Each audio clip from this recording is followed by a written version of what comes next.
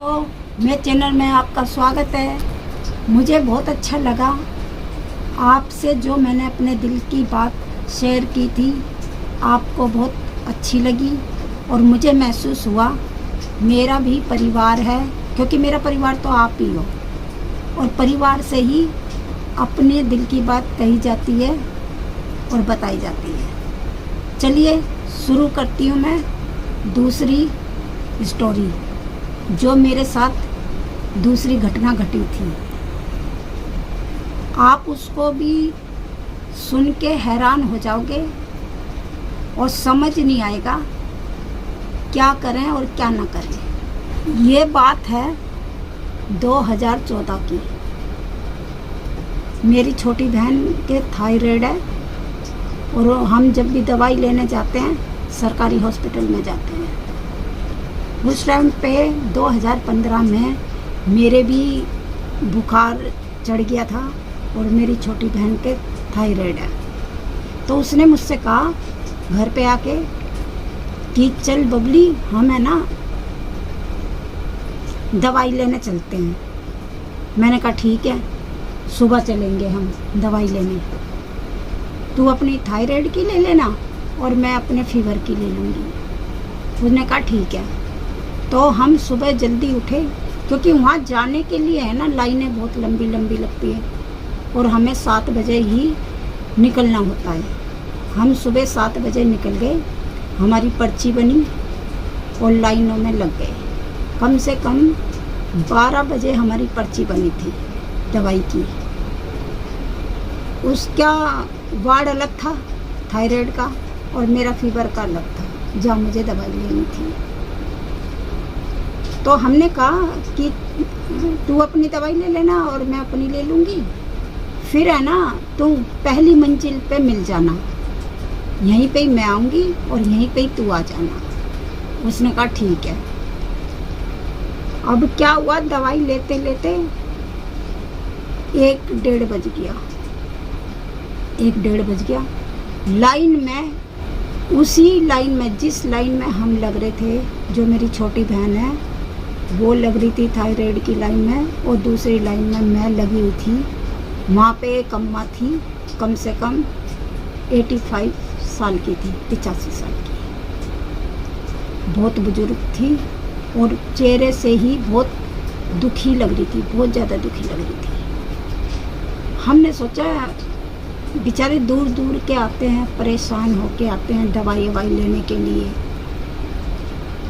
अब कहते हैं ना कि हम तो कहें कि हम दुखी नहीं, पूरा संसार ही दुखी है। तो जैसे ही हम दवाई लेके आए पहली मंजिल पे और हम सिर्फ खड़े ही हुए थे, ऊपर से एकदम धम देन सी आवाज़ आई। सारे भागे, जितने भी मरीज थे लाइन में लग रहे थे या सरकारी हॉस्पिटल में जितने भी कर्मचारी थे, सारे भागे, सारे ऐसे गोल चक्र हो गया था, ऐसे सारे के सारे देखने लगे थे। तो मैंने अपनी बहन से कहा कि यहाँ पे इतनी भीड़ क्यों है? अभी तो कोई भी नहीं था, जब मैं आई थी तब तो कोई भी नहीं था, इतनी भीड़ किस लिए यहाँ पे? चल हम भी देखते हैं। तो हम जब भी कहीं जाते हैं ना तो हम पानी की बोतल लेके जाते हैं, घर से बोतल ले जाते हैं, क्योंकि गर्मी का ही टाइम था, यही टाइम था और गर्मी का टाइम था। गर्मी में तो पानी हमेशा रखना चाहिए साथ। तो भाई हम पानी की बोतल लेके गए, पानी था हमारे पास। तो जैसे ही हम भीड़ में घुसे कि भैया क्या हुआ क्या हुआ, देखने देना, क्या नज़ारा बताऊं। वो जो अम्मा लाइन में लगी हुई थी वो एकदम 5वीं मंजिल से गिर गई। उसके खून निकल रहे थे। बहुत देख के बहुत दुख हुआ, बहुत ज़्यादा दुख हुआ कि अभी तो ये अम्मा लाइन में लगी हुई थी और अब क्या हो गया पता नहीं रहता। इंसान घर पे किस सिचुएशन में होता है, बाहर निकल के क्या हो जाए, दिमाग कहाँ घूम जाए, पता नहीं रहता। यही समझ नहीं आ रहा था कि उस अम्मा के साथ ऐसा क्या हुआ जो बेचारी 5वीं मंजिल से कूद गई। तो सारे के सारे जो उस अम्मा के पड़ोस में रहती थी एक लेडीज, उसने बताया वहाँ के कर्मचारियों को, डॉक्टरों को, कि ये जो अम्मा है ना भूखी रहती थी, इसके जो बहू बेटा है ना उसको खाने को नहीं देते थे बिल्कुल भी, और बेचारी पैदल से या किसी से पैसे उधार लेके दवाई लेने आती थी यहाँ पे। उसने ये बताया हमें।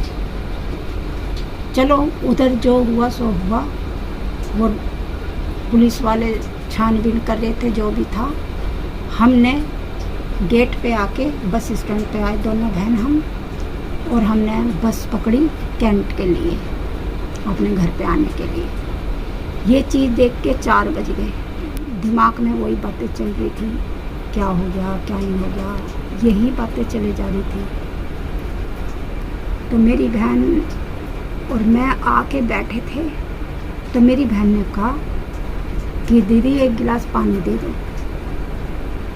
मैंने उसको 1 गिलास पानी दिया और उसने पलंग पे रख दिया।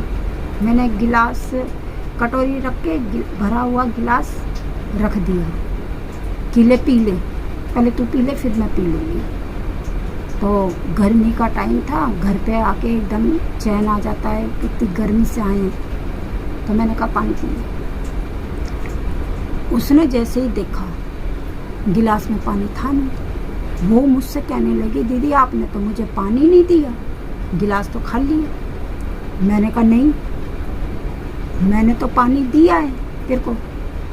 तो कह रही है फिर खाली कैसे? मैंने कहा ये तो मुझे नहीं पता खाली क्यों है, लेकिन मैंने पानी दिया था ऐसे। तो फिर हमने सोचा चल ऐसे ही हो गया होगा, छोड़ो, क्या पता दिया है नहीं दिया है, जैसे कई बार मन को समझाया जाता है, छोड़ो कोई बात नहीं, मैं दोबारा दे रही हूँ। फिर मैंने दोबारा दिया तो उसने पिया। अब दूसरे दिन क्या हुआ, मैं रसोई में काम कर रही थी खाना बना के, और जैसे ही गर्मी ज़्यादा थी मैं बाहर आके बेड पे बैठ गई। मुझे प्यास लगी तो मैंने फ्रिज में से बोतल ली और गिलास में पानी रखा। इतने में किसी ने मुझे बाहर से आवाज़ दी कि 1 मिनट, जो हमारे नीचे रहते हैं उसने आवाज़ दी कि दीदी दीदी एक बार सुनना सुनना। मैं पानी रख के चली गई कि देखूं क्या बात हो गई क्या नहीं हो गया। जैसे ही मैं आई मेरा भी गिलास खाली। तो मैंने उससे कहा अपनी बहन से कि तू तो कह रही थी कि तेरा पानी कोई पी गया, मेरा भी पानी पी गया। और जब भी हमारे साथ 1-2 दिन ऐसी होता रहा, 1-2 दिन, और दिमाग में वही बातें घूम रही थी जो हॉस्पिटल में हुई थी। बार बार नींद नहीं आ रही, वो चीज़ें सामने दिख रही थी हमारे।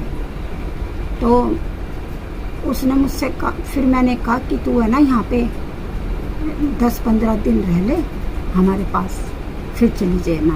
मैंने कहा अपनी बहन से तू जब चली जाइयो, क्योंकि यहाँ हम अकेले हैं, बच्चे हैं, तू इधर रह ले। तो उसने कहा ठीक है रह लेती हूँ। मैंने कहा छुट्टियाँ पड़ी हुई है बच्चों की, बच्चों के पास रह ले थोड़े दिन।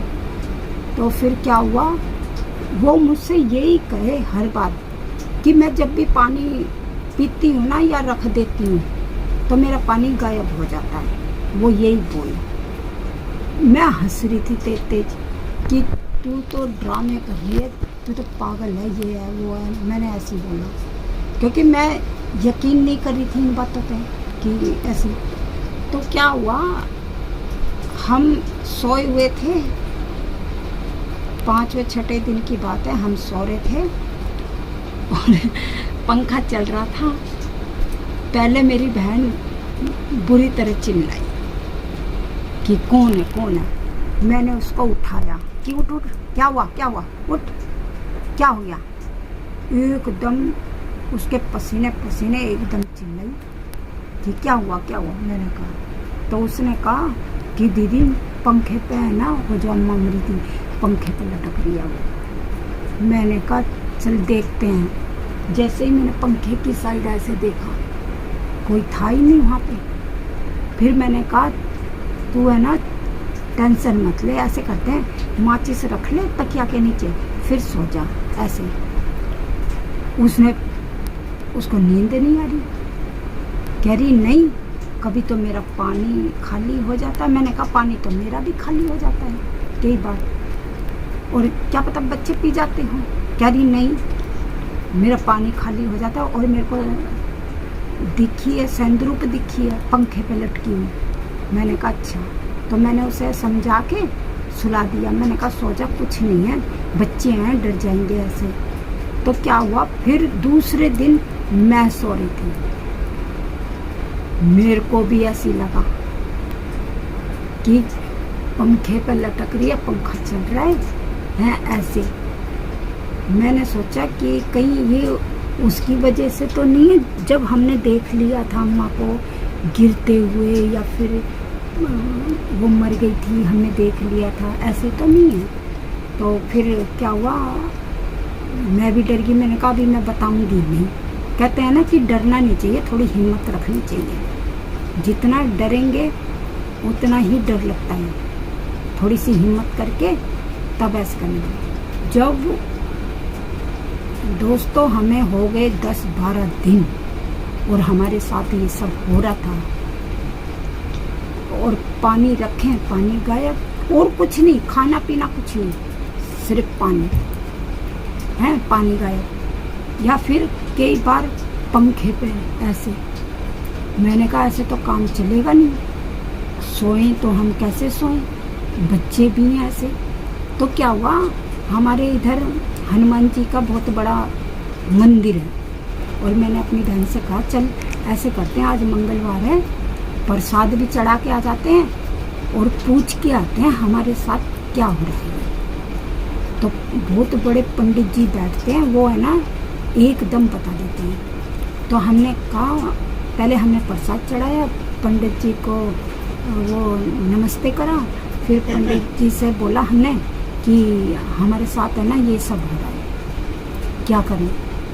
तो उन्होंने कहा कि तुम समझे नहीं क्या हो रहा है तुम्हारे साथ। मैंने कहा नहीं पंडित जी हमारे तो समझ में नहीं आ रहा क्या हो रहा है। तो उसने कहा कि बेटा जब वो अम्मा गिरी थी ना, 5वीं मंजिल से मरी थी, वो उस टाइम प्यासी थी, पानी मांग रही थी। तो उसको प्यास लग रही थी बहुत ज़्यादा, किसी ने पानी नहीं दिया। तो पानी की कहते हैं ना, जब कोई ऐसा हो जाता है गर्मी में या फिर बेचारा दुखी होता है, अगर कोई पानी मांगे तो पिला देना चाहिए, खुद मत पियो, पिला दो जो भी है। कोई खाना भी मांगे तो दे दो। तो हमने कहा पंडित जी पानी तो बोतल लेके गई थी मैं। कह रहा बेटा तभी तो वो लग के आ गई तुम्हारे साथ, तुम दोनों बहनों के पास बोतल थी पानी की, और उसको पानी चाहिए था अम्मा जी को, इसीलिए वो पानी पीती है, जैसे तुम गिलास में रख देते हो तो पानी पीती है। तो मैंने कहा अब वो जो पंखे में ऐसे लटकती है, तो कह रहा वो बहुत दुखी औरत थी, बहुत ही ज़्यादा दुखी थी, परेशान थी, घर से बहुत ज़्यादा परेशान थी। मैंने कहा पंडित जी बताओ अब कुछ तो उपाय बताओ, फिर कैसे चलेगा, मुझे तो बहुत डर लग रहा है। और मेरी बहन भी डर गई। मैंने कहा अब ये चली जाएगी, फिर उसके बाद मैं क्या करूँगी ऐसे। तो पंडित जी ने कहा डरने की कोई ज़रूरत नहीं है, मैं उपाय बताता हूँ। हनुमान जी को प्रसाद चढ़ाया करो हर मंगलवार, सुबह और शाम मंदिर में ज्योत जलाया करो। और जब आप सोते हो ना, बाहर का जो गेट होता है, एक कटोरी में पानी रखो, उसमें नमक डाल के रखो, फिर उस पानी को तुम फेंक दो नाली में, ठीक है, ये करना है। और सरसों फेंक के सोया करो, कुछ नहीं होगा। हनुमान चालीसा जरूर लगाओ जब भी। तो मैंने कहा क्या करें, पानी हमसे मांग रही थी, हमें तो समझ में भी नहीं आ रहा, हमें पता होती तो हम पानी दे देते।